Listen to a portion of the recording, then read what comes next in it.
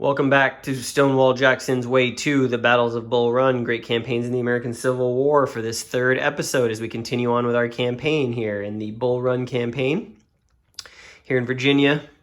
And this will look familiar to you, kind of how we started. I've already a little bit into this next turn, but I did want to zoom in here on this particular action because the Union has had 3 straight activations, and that has allowed Tyler and Hunter's division to coordinate and surround Evans, who has not had a chance to see them coming, has not had a chance to pick up stakes and get out of there. And now he's surrounded on all sides. Union just made an assault with Tyler, a successful one. Both brigades under Tyler were able to make the assault on Evans. And what did they roll? Well, they rolled 2 manpower losses, and Evans only has 2 manpower, so that completely eliminates this unit from the game. Evans defeated here outside Groveton, and Tyler now could advance into this hex here. Does he want to do that? I mean, he's cleared the way. There's really no reason he would want to do that. Munford's cavalry here is going to get out of there as soon as Hunter activates again, probably. So what do we want to do? Do we want to have, let's have 1 unit. Let's do this. Let's have Keys shuffle in here. Just put the pressure on a little bit. What Tyler's looking to do now is, so obviously the Confederate Army of the Shenandoah here is getting ready for tomorrow's turn. What Tyler and Hunter want to do is try and disrupt this as much as possible, potentially surround, who is this? This is, the unit is not named Abatis, I promise you. This is Bonham. Bonham here is likely in some danger now because his backup has been destroyed, and Beauregard might have to come up and help him. He may have to abandon that position until at least the Army of the Shenandoah is able to get moving and shore it up. But now the Union have made their way across the river in the north, and they've got wide open country in front of them. Probably one of those divisions wants to come down here and burn and destroy the Bristow Station Railroad. I believe that gets the Union some points. So we'll see what happens, but welcome back. That is the first major action on this July 21st turn, and we are underway in a blaze of glory, at least for the Union. Definitely an uneventful turn. This one right here went by pretty quick, kind of a lull in the campaign, mostly because forces all over the map were busy trying to recover and get organized for the activity that's about to unfold on this next turn. So, there were only a couple of things. Obviously, we had this attack up here that eliminated Evans' brigade, which was pretty big. And then the Union tried to do an attack on this regiment here with Howard's brigade. It ended up being a stalemate. The Union lost a manpower out of that attack, no further effects. And they can't afford to be doing that a whole lot moving forward. But yeah, this upcoming turn, we're going to see some activity. Beauregard is fresh. He's got a bunch of his division in here under this force marker and a unit underneath him. They're going to be able to, go on the offensive, really, against Heintzelman here. We got a cavalry unit that moved down from the north just to block off this river and give Heintzelman less places to run to. He's going to have to go backwards. Ewell's recovered. We couldn't quite get, who is this, Couch? Yeah, we couldn't quite get Couch down into contact with Ewell. He just, overall, in general, on this turn, the Union rolled really poorly for March. Up here, McCunn just slowly plodding his way along like he's on a Sunday stroll. Same thing down here. Just Union wasn't able to take the ground that they were trying to that they wanted to this turn. And Heintzelman has started to fortify his position. He doesn't want to lose this flank, and he wants to keep Beauregard occupied as long as possible while the Union has the advantage up here. Now, the Army of the Shenandoah has moved in to engage and stop Hunter, who managed to cross the creek here. And, imminent threat, so the Johnston basically tried to put a stop to that. And then all along the rest of the river, the Confederates built another level of fortifications. They're at breastworks level now, so that's ×2. Probably going to stop Miles from being able to assault there. And McDowell is going to get this New Jersey regiment in with him. He may still be able to crack that. And then obviously we've got, who is that? That is Richardson. He's just holding the ford to make sure that this unit under here, Bonham, isn't able to freely move across and harry the rear. So so that's what's happened to the Union. And then on the Confederate side, they mostly took the reprieve and to their advantage. However, they did fail both times getting these units embarked on railroad. There's been some confusion at the what's the name of this town? Front Royal Rail Station, getting those brigades loaded on, and so they spent a whole lot of time milling around and exhausting their fatigue. Still not on the rails yet. They'll probably likely get both of them on board this turn. They can bring them down here. Union maybe has one more shot at driving down in this direction on this turn. We'll see what happens. I think the most unencumbered probably now is Tyler, and he's going to want to move quickly through this cavalry, force that cavalry to back off, maybe make an attack here, or possibly see how far south they can get and force Johnston to have to respond to him. So that is where we are, and you know, we're coming to a pivotal moment in the campaign where the Confederacy is going to make some moves on the offensive to counterpunch the Union, who have spent now, when did this scenario start? This scenario started on the 16th or on the 21st, so about a little less than a week. The Union's managed to push the Confederates back across the river and make you know, a few breakthroughs on the northern flank, but otherwise, and obviously Heintzelman, but otherwise the Confederacy has held fast despite the emergency around Camp Pickens, and they are going to turn the tables. The Confederates, with a bit of an unlucky start to this turn here, where the Union has won basically all of the initiative rolls, and that has allowed Tyler to blow through this cavalry and come around here to fully surround, as it turns out, under these breastworks, Bonham's division.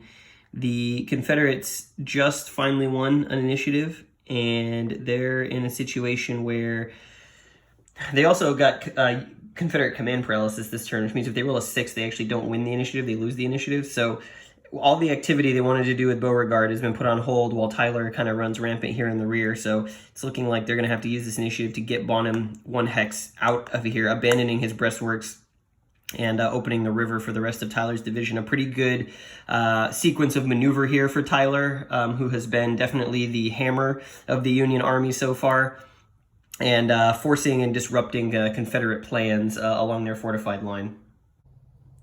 Well, now the Confederates are on the receiving end of some good initiative luck, and Beauregard has set up his attack. He has moved Ewell into position. He has moved early into position to flank Heintzelman's forces that were constructing these fortified positions here. Beauregard himself has gotten his force ready. He is committed to an assault. Both of the units under Beauregard are in line and ready to go. The Confederates have a +4 to their die roll, and here we go. That is an interesting roll. Both sides rolling 6. It's going to be a +4 differential net for the for Beauregard's Confederates, and that's going to be enough to do a manpower loss, rout, and disorganize Heintzelman's forces. Really, the only saving grace is because this is a woods hex, and zones of control don't really enter woods. These guys are going to be able to retreat okay, despite the fact that they're outflanked. So a little bit of a silver lining there for the Union, but that does leave Heintzelman and his brigade that he is commanding this turn very vulnerable. Well, I slightly misspoke. Forest hexes, woods hexes, Zocs don't affect movement, but they do affect route. So I believe we are going to have some penalties for these men having to route through here. So there is no silver lining. It's very bad. Well, pretty bad news for Heintzelman after it's all calculated and done. You've got a majority of his division who's been forced back across Bull Run through these woods, who are in really not a good spot to support. If they want to help him, they're going to have to recross the river. Heintzelman, for his part, surrounded now on all sides by Confederates. His only real escape opportunity here is to make an assault on this regiment, force them out, and kind of break out through this direction before Beauregard's forces are able to attack him again. And it's not going to be pretty, because then he's going to be right here next to this brigade, and unless Miles can successfully assault across the river, we're looking at Heintzelman just in desperation position at that point. Well, it did not go well for Heintzelman's brigade that he's commanding here. Finally got a chance to activate, tried to make a breakout. Unfortunately, the Confederates managed to move in Holmes's brigade before he was able to do that, reinforce this hex. Heintzelman attacking at a severe disadvantage, and it was a disaster. His men panicking. He is down to one one strength point demoralized, so it's only half a strength point, and that unit's looking like it's probably going to be wiped out on the western side of the river as soon as the Confederates are able to attack it. So not good for the Union down here. Things are collapsing, and collapsing rather quickly. Well, there's a lot of maneuver happening right now. We've taken many activations since I last showed you the map. There's been a sort of rejiggering of Confederate forces here, especially as this brigade, this Union brigade, that's Richardson, managed to get within 2 hexes of Camp Pickens unmolested, while Tyler holds down Bonham right here. And it's been kind of a chess match going back and forth with the initiatives to see who's going to move, what they're going to do, what's the most important focus of the activity right now. We've had some ineffective attacks here. Johnston tried to attack Keyes' brigade here. That didn't go well for the Confederates. They lost the manpower. They disorganized Keyes, but didn't do any losses. So this whole sort of flanking, I guess you would call it intervention, has not panned out well for the Confederates. And just now, finally, Beauregard scooted over to Ewell's brigade here. Ewell launching an attack against Heintzelman's beleaguered and exhausted Howard's brigade here in these woods. The Confederates had a 6-to-1 ratio advantage, which is +5 on the dice. They had another +1 for Beauregard's tactical value here, this 2 to Heintzelman's 1. So they were at a +6. That's an idiot-proof roll. That is an absolute idiot-proof roll. There's no way that that could fail. Well, it failed. I guess Howard's brigade is really keen not to die, and yeah, that's not a great result for the Confederates, who thought for sure that this would be the end of most of Heintzelman's division here across the river. So that's a +1 for the Confederates. On +1, they become disorganized. So let's do that. So this 3 turns into a 2. And what happens to what happens to Howard's brigade that just got attacked? They're also demoralized. They're already demoralized. So no effect. So we had Beauregard launch basically the entirety of his force down here in the south against Heintzelman's division, but they just will not go quietly. They just will not go quietly. So they're going to have to see what the options are here. You know, one of the things they could do is have Jones, even though he's got breastworks here, they could have Jones try and make an attack. He wouldn't obviously get the breastworks benefit, but at least, you know, 5.5 here would be 10-to-1 on the ratio. So that should do it. That does seem to be an insurmountable penalty for the Union to hold out again, but who knows in this game? Well, the Union definitely enjoying some initiative right now, initiative advantage over the Confederates with the way the dice rolls are going.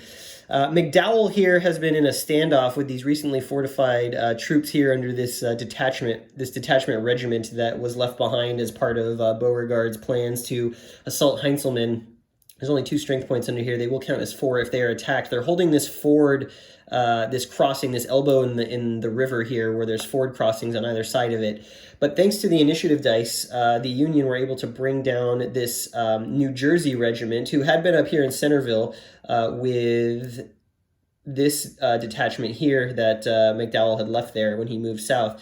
That regiment was able to come down here to the ford, then cross the ford before the Confederates could do anything about it. That really is bad news for this detachment here, because now they're fully surrounded, and McDowell has decided, we're going to push the attack. We're going to try and drive the Confederates from this western edge of Bull Run once and for all. We're going to try and close the noose on Bonham here, who's under pressure from Tyler, and we're essentially going to try and push the Confederate center out of the battle while Johnston is still stuck over here against Hunter. You know, maybe that played into the Union's hands quite well, getting that the army of the Shenandoah sort of bogged down into conflict there. Johnston, what he was trying to do is cut the supply lines, which are going to be checked pretty soon. For all of these units on this side of the river, they basically he was trying to discourage further Union movement down into the south, but that's not going to happen at this point, given how those attacks went. He wasn't able to repulse the Union, and now the Union, sensing blood in the water, are going to try and do a swift stroke here and eliminate these units under these breastworks. So McDowell rolled for the assault. He's only got one brigade under him. That's Schenck, and he was successful. And when it is all said and done, the Union have a +6 to their dice because of the flanking bonus, thanks to that New Jersey regiment that came down across the river. The Confederates with a +2. We're going to roll this up on camera, and I'm going to show you what happens here. This could either be the best or the worst possible outcome for the Union. All plans in this game seem to have a habit of falling apart. Like at the very last moment when things seem like they're going well. So here we go. We're rolling it up. And both sides roll a 3. That's going to be a 9 to 5. So it's going to be a +4 advantage for the Union. That is going to mean that the defender there is going to be disorganized, and he is going to rout. And that's going to mean that he routes through an enemy zone of control, which is going to be bad. So I'll resolve this and come right back. And that is some excellent stuff from McDowell there. He's across the river. He's going to be able to rejoin these forces together. And, you know, the Confederates had hoped this was going to be their big moment. You can see that regiment here retreated back to Camp Pickens. He's demoralized. But now things a little uncertain. Beauregard is woefully out of position given the amount of Union forces closing in on the Confederate camp again. And because they weren't able to take out Heintzelman's brigade, they've got this problem sticking around to where it makes it very hard to disengage from him to get back here. On top of that, you've got Couch, who's finally moved into the river and is now projecting zones of control across this ford, which is going to, you know, if he's able to come down here next turn and put Beauregard between this pincer, that would be very bad for the Confederate leadership. And in general, the collapse of the Confederate position, partially by bad luck in some of their attacks, but, you know, maybe they left themselves open.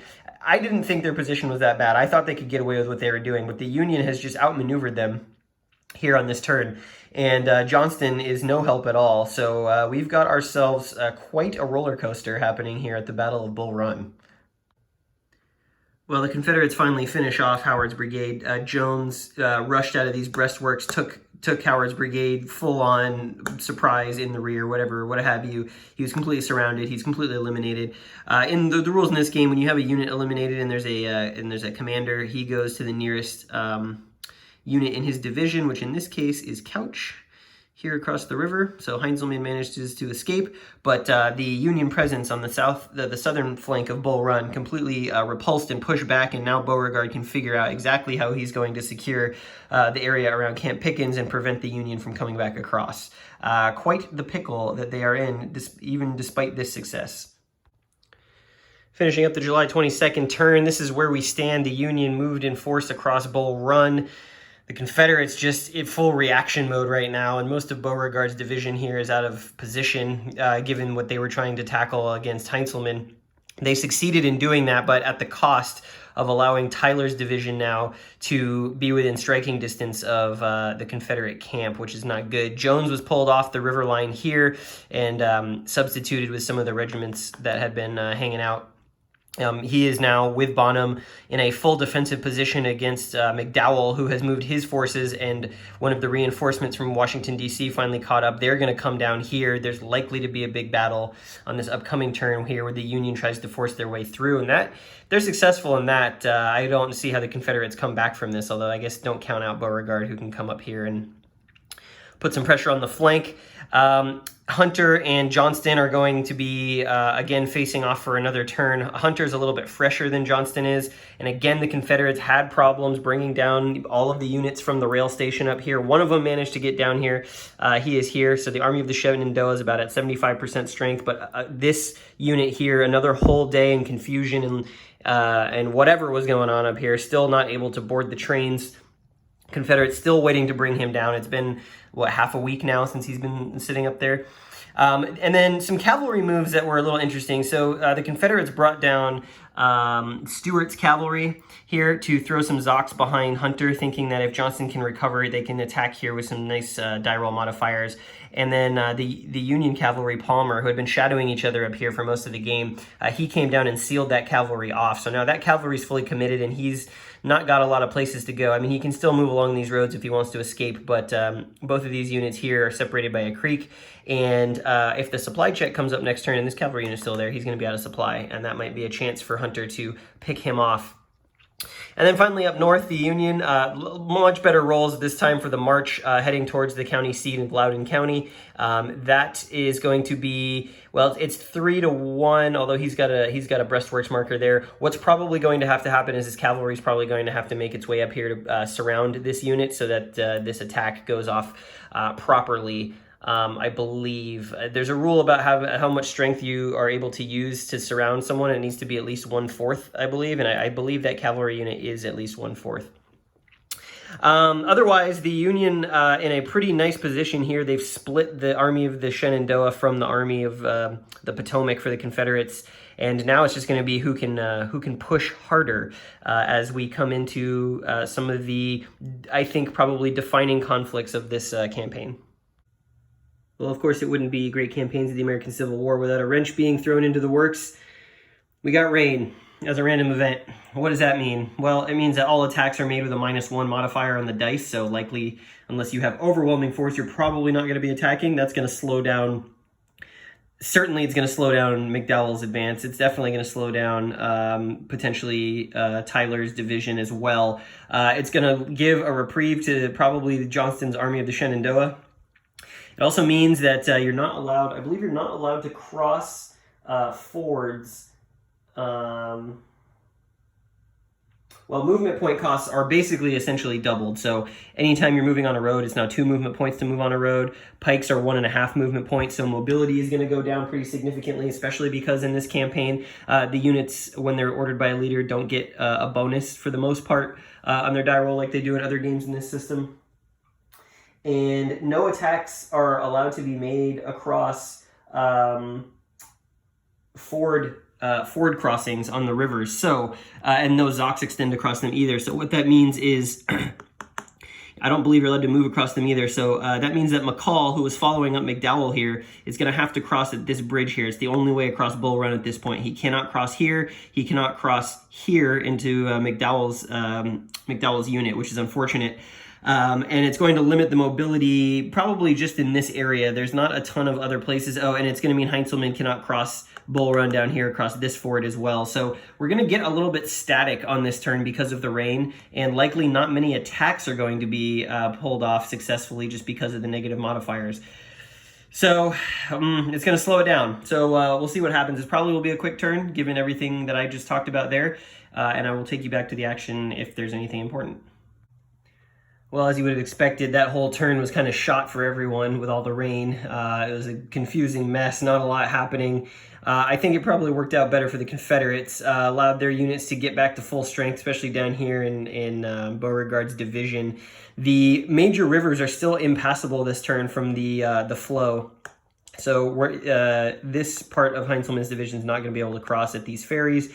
In fact, the only place they're going to be able to cross, there actually may not be a place they can cross. They could come all the way down here and cross, but that will put them way out of position. And, probably can't even make it there in one turn necessarily. That'll put them way out of position for the next turn. So they're just going to have to stick around and wait. The Union started building some improved positions here while they have the opportunity, since no one can cross. And then Tyler managed to get part of his division here right next to Camp Pickens, posted up right outside. The Confederates are forced to send out a couple of detachments here to keep the supply line open this turn. And it made for a juicy target there for a moment for Tyler, but it just wasn't quite good enough for him to launch that attack. If that had failed and gone badly, Tyler would have been in a really bad way, kind of behind enemy lines here. The rest of the army of the Shenandoah has shown up here on the rail, so they are finally here all together in the battlefield. And you can see Jackson. He's exhausted from that long trip, but the army of the Shenandoah now has cut off Tyler's retreat, and that is maybe the worst possible thing that could have happened to him. His units are going to be out of supply this turn. This is a supply check turn. There's a chance the Union will have to lose some manpower as well from the expiring contracts from their men. And Johnston in the Army of the Shenandoah are basically back at full strength up here, facing off against Hunter. That we'll see what happens there. But both sides kind of now in sort of dangerous positions here. Obviously, Bonham and Jones are their retreat is blocked as well, so it's going to be really important to see who wins some of the first initiatives on this upcoming turn, because whoever gets that chance to attack is going to potentially be able to do a lot of terrible things to their opponents. Beauregard did move in and reinforce with a brigade into Camp Pickens, and so that might be a tough nut to crack for Tyler. He was really hoping that, the Rangers came at a horrible time. He was really hoping that McDowell was going to be able to drive through here and join him and put the camp under siege. That did not happen, obviously.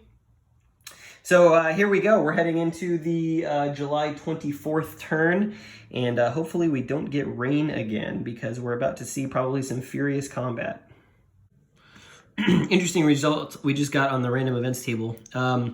So Miles, who's been here for most of the game, standing off against Confederate positions here on the Bull Run, he's actually replaced with Richardson, and Richardson was a brigade commander under Tyler over here. So it looks like we have some command, mid-battlefield, mid-campaign command shuffling. So Richardson, better than Miles, he's going to take over here, and that might actually entice them to make the assault across, especially now that Schenck is here throwing zones of control. And Richardson's brigade gets replaced by McConnell. Well, first couple of initiative checks for this turn allowed the Confederates, Beauregard to fortify Camp Pickens with the majority of his division. There is now 15 strength points here underneath this force marker, and they're about to launch an assault into Tyler, who is also out of supply this turn. He got a little overextended. The Army of the Shenandoah coming down here prevented him from having a supply line back to the Confederate supply depot. It doesn't necessarily have an impact on combat and movement, but it will have an impact in the recovery phase, and it will make it harder for him to recover. But this is going to be a big attack here, and Beauregard is well positioned, so we're going to see the first pushback, hopefully, as I roll the assault. And wouldn't you know it, despite specifying 2 units for the assault, only one of them got the orders. So now we've got a 1-2 attack being made here because of the poor roll from the Confederate assault. Just how easy it is for attacks in this game to go sideways. It's very hard to marshal lots of forces together for an attack, and you're seeing that here. The attack ended up being fairly inconclusive. It exhausted one of the units in Beauregard's force, the only one that assaulted. It ended up disorganizing both of that unit and all the units in the stack. So that will give Beauregard another attack here, and actually probably on better odds at this point because they're disorganized. So he's going to try again if he can win initiative. Let's see what he rolls up. It's a 2-2. That's going to be a win for the Confederates on the tie, so he's probably going to try again. He might actually bring down one of these forces. He's kind of loath to remove them from the line, but if he can get some zones of control around Tyler here, it might actually pan out to be an even better attack than the last time. Well, so far this turn it's just been a comedy of errors for all sides involved. God, it is a great showcase of how little control you have over your unit. So these attacks were inconclusive here. We had Richardson now in command of this Union stack trying to attack across the river here against these breastworks now that Schenck had moved down to put some flanking pressure on him. That was inconclusive, added some fatigue here, disorganized Richardson's single brigade that got the orders, that got the command. It was supposed to be a 2-1 attack. It ended up being a 1-2 attack, or excuse me, it's supposed to be a 1-1 attack. It ended up being a 1-2 attack because one of the units refused to assault.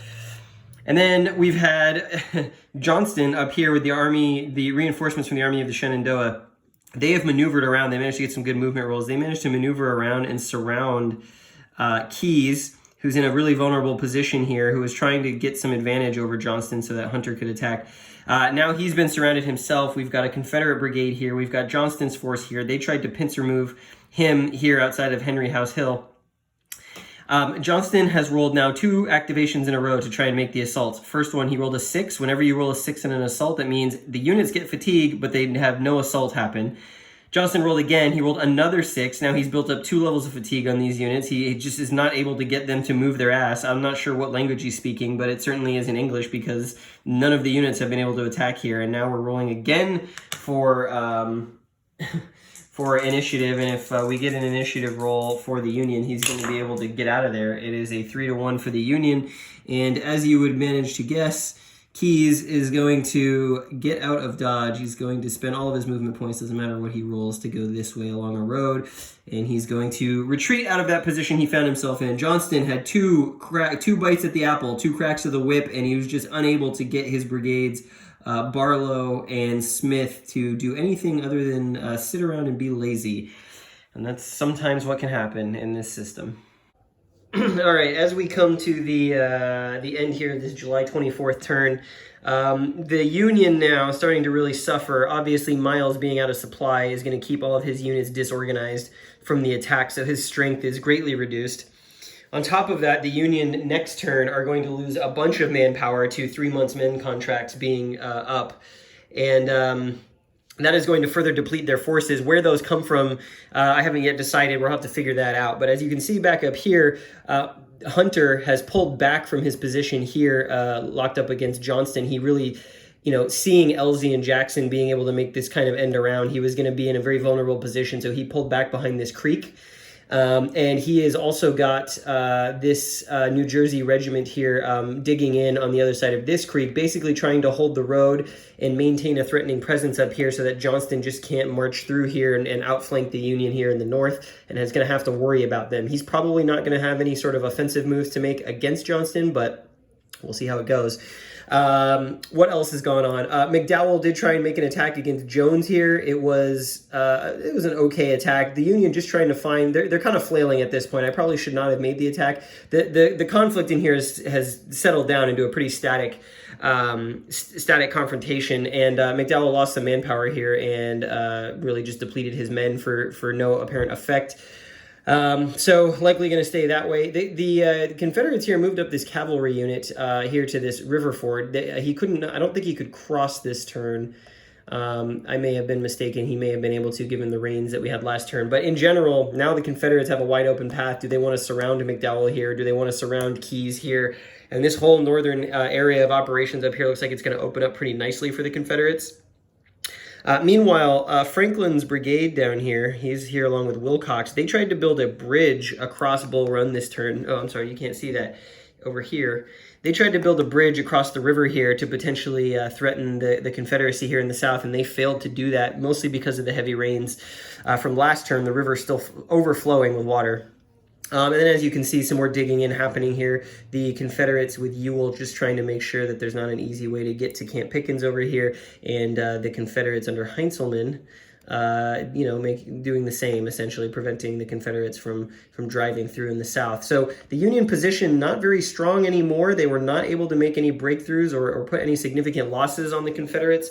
So that's problematic for them. And I think we're going to see that unfold in a real way on the turn that we're about to take, the July 25th turn, I believe we are on. Yes. One other update for you is up here we have the Union cavalry under Palmer, who made great progress coming up north through Loudoun County. They're going to circle in behind probably here this next turn, and then we're going to have an attack from McCunn. That's going to be a pretty big attack, and the Confederates here are both out of supply, not that that matters right now, but they only have 1 manpower here. So if the Union manages to take this, and there's a good chance to think that they will score some points for control of Loudoun County. So that's where we stand. That's kind of where this conflict has ended up here many turns in.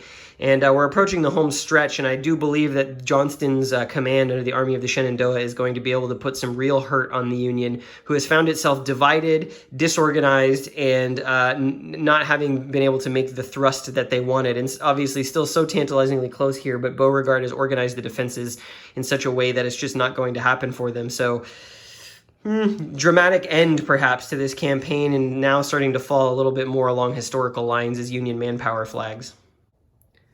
Well, to kick off this turn, the Confederates have really put the Union in a bad spot. Keyes was here, was trying, or I think he might have been here.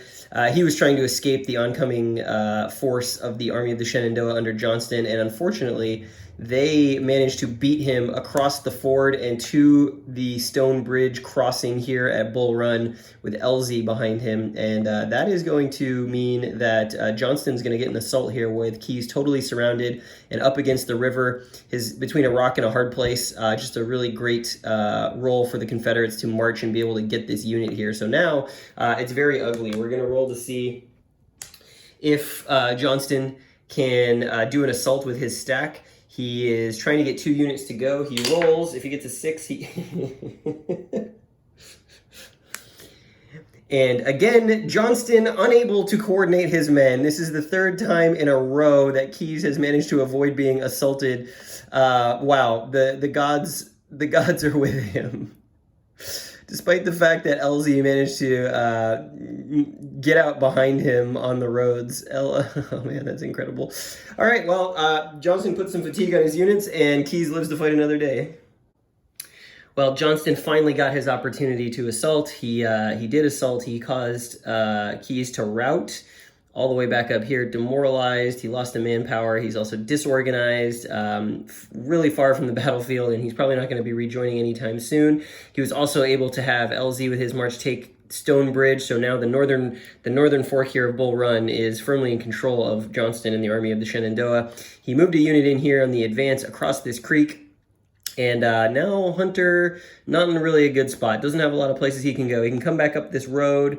He can move in here to try and defend across this creek against Johnston. But Johnston has a lot of options. He's got B here, who will likely move in to try and surround. He can get LZ up this road and around. And so the northern flank of the Union advance is in real trouble here because of these reinforcements. With that all complete, we are moving on to the next activation pulse, and we'll see what can happen down south for the Confederates. And now we've got Beauregard, just a coordinated offensive all down the river. Beauregard has successfully engaged a grand assault with these 2 units under his command against McDowell, who is disorganized. And the Confederates are at a +3 here. So likely going to be a good result. Yes, it is. They got a +4, so that's going to be a similar result as to what happened to who was this? Excuse me. To Keyes up here. It's going to result in a manpower loss, a rout, which is going to force McDowell back across the river, and is really going to open up the Confederate position now on Bull Run. They have basically full reign over the center of Fairfax County, and not good for the Union. They might have to think about putting in for a retreat. Certainly Heinzelman, who's all the way down here, vastly out of position to help support these units, and so he's probably going to have to make his way back up in this direction and see if they can't slow down the Confederates at this point. All right, well, the Confederates did a really good job that turn. We've come to the end here. They almost had the Union Army in panic. They were 5 points away from being able to make the Union Army go full panic mode, and they just couldn't find an attack anywhere that they could guarantee to make it happen. But they are in a really strong position for next turn. Camp Pickens is back at full strength. Tyler's still out of supply, and therefore, and he did not manage his forage rolls this turn, so was not able to, I believe, recover because he's still out of supply. Beauregard, his division has moved up to Bull Run to the river line. Heinzelman made a forced march from way down over here to at least seal up some of those approaches. The Hunter in a really bad way as Johnston tries to close in on him next turn. That's going to be an interesting development and scenario. We've got a demoralized Union unit here, demoralized Union unit here, and really just a big opening here for the Confederates to exploit and push through, assuming they can get rid of Schenck, assuming they can do some damage to Tyler. They could really seal this up right now and start to, I guess, bring this campaign to a close. If there is one thing that the Confederates did that, or the Union did that was quite good this turn was take Leesburg, finally. They managed to take that in a sweeping attack, and they now control Loudoun County, so that's going to be some victory points they very badly need, but they're way down on the manpower differential, and their positioning here is scattered and not in the best spot to leverage their strength. So we'll see what happens. We've got 3 turns to go, and I feel like the Confederates now are going to try and push the Union out of Fairfax. The Union has to be careful that they don't lose Fairfax Courthouse here. They will have to fall back to that.